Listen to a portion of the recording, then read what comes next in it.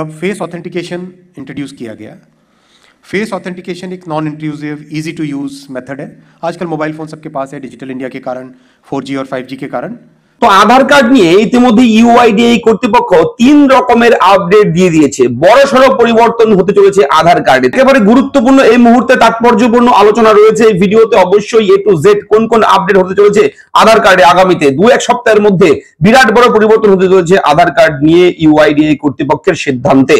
অবশ্যই চলুন শুরু করি আজকের ভিডিও। আমি থাকছি ভিডিওতে আপনার সঙ্গে শুভঙ্কর। আপনি দেখছেন আপনাদের প্রিয় ইউটিউব চ্যানেল এরা ফ্রেন্ড। দেখুন, আধার কার্ড অত্যন্ত জরুরি ডকুমেন্ট। আধার কার্ডের সঙ্গে সমস্ত কিছু লিংক রয়েছে এই মুহূর্তে, সমস্ত কিছুই মোটামুটি লিংক হয়ে গেছে। তবে আধার আগে কি হতো, আধার কার্ড অনলাইনের মাধ্যমে আমরা বিভিন্ন কিছু আপডেট করতে পারতাম, যেমন ধরুন নাম ঠিক করা থেকে শুরু করে, জন্ম তারিখ থেকে শুরু করে, ফটো চেঞ্জ থেকে শুরু করে বিভিন্ন ধরনের আপডেট অনলাইনে করা যেত। কিন্তু তার পরবর্তী সময় ইউআইডিএআই কর্তৃপক্ষ দেখেছে যে বিভিন্ন ধরনের জালিয়াতি হচ্ছে, তারপর কিন্তু সেটাকে বন্ধ করে দেয়। বর্তমানে কিন্তু শুধুমাত্র ঠিকানা পরিবর্তন করা যায় সেলফ রেজিস্ট্রেশনের মাধ্যমে। অবশ্যই নতুন যে পরিবর্তন হতে চলেছে আগামীতে 2-1 সপ্তাহের মধ্যে নতুন একটা অ্যাপ লঞ্চ করতে চলেছে আধারের নতুন অ্যাপ্লিকেশনের মাধ্যমে আপনারা মোবাইল নাম্বার আপডেট থেকে শুরু করে আপনার জন্ম সন ভুল থাকলে ঠিক করতে পারবেন, নাম ভুল থাকলে ঠিক করতে পারবেন, যাবতীয় কারেকশন আপনার সেই অ্যাপের মাধ্যমে করতে পারবেন। এবং সেই অ্যাপের মাধ্যমে আপনারা আপনাদের অন্যান্য যে ডকুমেন্ট গুলো রয়েছে, আপনাদের প্যান কার্ড, আপনাদের রেশন কার্ড, আপনাদের ড্রাইভিং লাইসেন্স, পাসপোর্ট, যা যা রয়েছে অন্যান্য ডকুমেন্ট সমস্ত কিছু কিন্তু সেখানে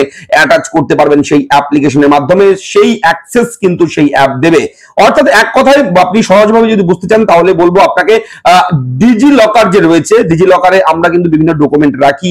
ডকুমেন্ট গুলো কিন্তু নাম্বার সার্টিফিকেট দিলেই কিন্তু ডাউনলোড হয়ে যায় ডিজিটালি, এবং সেগুলো কিন্তু বৈধ, লিগালি সেন্ট্রালাইজ সরকার দ্বারা প্রদত্ত সেই সার্টিফাইড কপি, সেটা কিন্তু আপনারা ডিজি লকারে কিন্তু পেয়ে যান। এবং আরো একটা বিষয় রয়েছে, জাস্ট কিউআর কোড স্ক্যান করে, আমরা যেরকম ফোন পে, গুগল পে মাধ্যমে পেমেন্ট করি কিউআর কোড স্ক্যান করে, সেই রকম ভাবে স্ক্যান করে আপনি আধারটাকে যে কোনো ব্যক্তির সঙ্গে শেয়ার করতে পারবেন এবং সেটা সিকিউর থাকবে। আপনি কোথাও বাইরে গেছেন, ঘুরতে গেছেন, কোথাও হয়তো আপনার আধার চাইছে, তখন আপনি স্ক্যান করে সেটা কিন্তু আপনি তাদেরকে দিয়ে দিতে পারবেন এবং সেটা কিন্তু অরিজিনাল হবে। তবে আপনার প্রাইভেসি কিন্তু গোপন থাকবে, আধার কার্ডের নাম্বার কিন্তু হাইড থাকবে। অবশ্যই এটা কিন্তু আনতে চলেছে 2-1 সপ্তাহের মধ্যে নতুন অ্যাপ লঞ্চের মাধ্যমে। এবং বলে রাখি, বিভিন্ন স্কুলের বোর্ড আছে, সিবিএসসি বোর্ড, আইএসসি বোর্ড, বিভিন্ন বোর্ড আছে স্কুলের, বাচ্চাদের স্কুলের। সেই সমস্ত স্কুলে কি হয়, আধারের মাধ্যমে অনেক কিছু হয়ে থাকে। তো আধার কার্ড দিতে হয়, জমা দিতে হয়, এই সমস্ত বিষয় রয়েছে। তবে বাচ্চাদের আধার কার্ড কিন্তু আপডেট করতে হয় 5 থেকে 7 বছরের মধ্যে এবং 15 থেকে 17 বছরের মধ্যে। এটা কিন্তু বাধ্যতামূলক, বাচ্চাদের আধার কার্ড সেটা কিন্তু আপডেট করতে হয়, বায়োমেট্রিক আপডেট করতে হয়। কেননা ছোট বাচ্চা বড় হতে হতে তাদের চোখের রেটিনা, আঙুলের ছাপ, এগুলো অনেক কিছু বিষয় রয়েছে সেগুলো আপডেট করে নিতে হয়। তাহা না হলে পরবর্তীতে কিন্তু আধার কার্ডের সমস্যা হয়। সেহেতু এই যে অনেক মানুষ এই কাজটা করে না, আপডেট করে না। বাচ্চার আধার কার্ড বানিয়ে দিয়েছে, বানানো আছে সেভাবে রেখে দিয়েছে।